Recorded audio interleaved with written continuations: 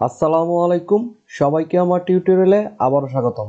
এই ভিডিওতে আমরা শিখব কিভাবে আমাদের প্রাত্যহিক জীবনে আমরা অনেক সময় আমাদের সিভি অথবা সরকারি এবং বেসরকারি কাজের পরিপ্রেক্ষিতে আমরা ম্যানুয়ালি যে সিগনেচারগুলি করে থাকি সেটির পরিবর্তে কিভাবে ডিজিটাল সিগনেচার ব্যবহার করতে পারবো সেটি মূলত শিখব। তবে প্রথমে আমি দেখিয়ে দিব কিভাবে এই ডিজিটাল সিগনেচারগুলি তৈরি করা যায় খুব সহজেই। সেই জন্য প্রথমে আমাদের কম্পিউটারের সার্চ অপশনে এসে টাইপ করতে হবে পেন্ট।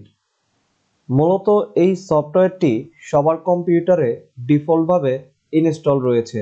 আপনাকে কষ্ট করে এই সফটওয়্যারটি ডাউনলোড অথবা ইনস্টল করতে হবে না। চলুন আমরা সফটওয়্যারটি ওপেন করি। আমরা চাইলে আমাদের সফটওয়্যারের পেজটি রিসাইজ করে নিতে পারবো। এইভাবেও করা যায়, অথবা আপনি চাইলে এটাকে এইভাবে পার্সেন্টেজ বাড়িয়ে নিতে পারবেন। যাই হোক, চলুন এখন আমরা মূল ভিডিওতে ফিরে আসি। প্রথমে যেটি করতে হবে, ঠিক উপরের দিকে খেয়াল করুন একটি অপশন রয়েছে পেন্সিল। মূলত এটির মাধ্যমে আপনি আপনার কম্পিউটারে পেন সফটওয়্যারের মাধ্যমে ডিজিটাল সিগনেচার তৈরি করতে পারবেন। প্রথমে এটিতে ডাবল ক্লিক করতে হবে। এরপর আপনি চাইলে খুব সহজেই ডিজিটাল সিগনেচার ড্র করতে পারবেন আপনার মনের মতো করে।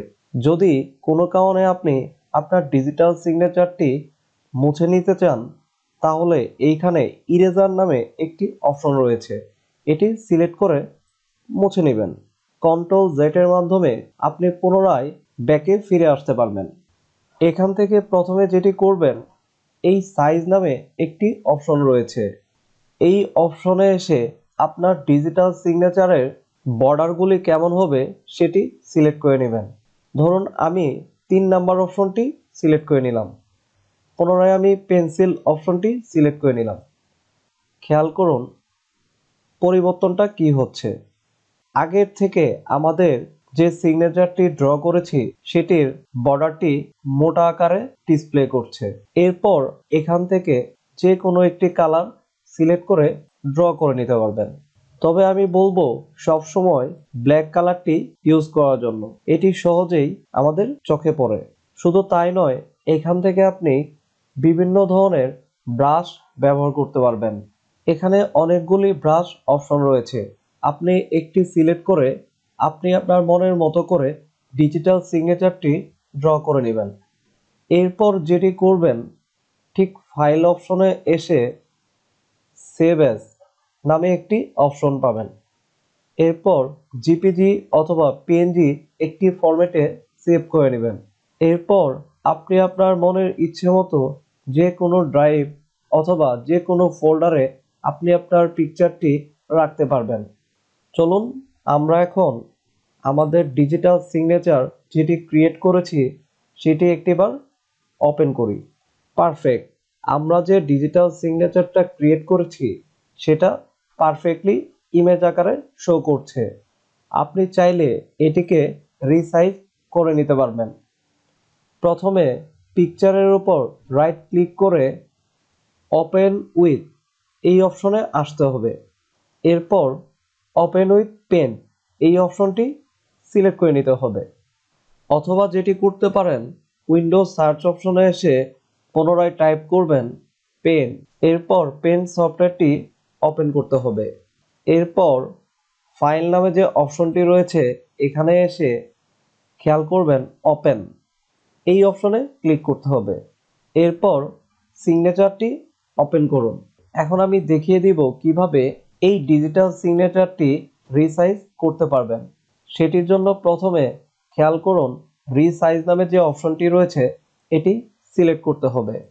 এরপর পিক্সেল সেকেন্ড অপশনটি সিলেক্ট করতে হবে।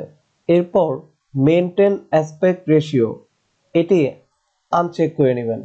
এরপর ওয়াইড এবং হাইট আপনি আপনার দরকার অনুযায়ী এটি সিলেক্ট করে নেবেন। প্রথমটি হচ্ছে ওয়াইড এবং পরেরটি হচ্ছে হাইট। পুনরায় ফাইল অপশনে এসে এটি সেভ করতে হবে, অথবা আপনি সেভ এস অপশনে এসে নতুনভাবে পিকচারটি সেভ করতে পারবেন। এখন আমি দেখিয়ে দিব কিভাবে এই ধরনের ডিজিটাল সিগনেচার আপনার সিভি অথবা আপনার যে কোনো ডকুমেন্টে অ্যাড করতে পারবেন। ধরুন আমি একটি সিভিতে অ্যাড করব। প্রথমে ইনসার্ট অপশনে এসে পিকচার অপশনে ক্লিক করতে হবে। এরপর আপনার ফাইলটি ওপেন করে নেবেন। খেয়াল করুন আমি যত চাচ্ছি আমাদের সিগনেচারটি অ্যাড করার জন্য এটি অ্যাড হচ্ছে না। সেটির জন্য যেটি করতে হবে, টেক্সট র্যাপিং নামে একটি অপশন রয়েছে। এখানে এসে ইন ফ্রন্ট অফ টেক্সট এই অপশনটি সিলেক্ট করতে হবে। এরপর আপনি আপনার পছন্দ অনুযায়ী আপনার ডিজিটাল সিগনেচারটি রিসাইজ করে নেবেন। যদি মনে করেন এই ভিডিওটি আপনাদের বন্ধুদের কাজে লাগতে পারে, অবশ্যই শেয়ার করতে ভুলবেন না। ভালো থাকুন।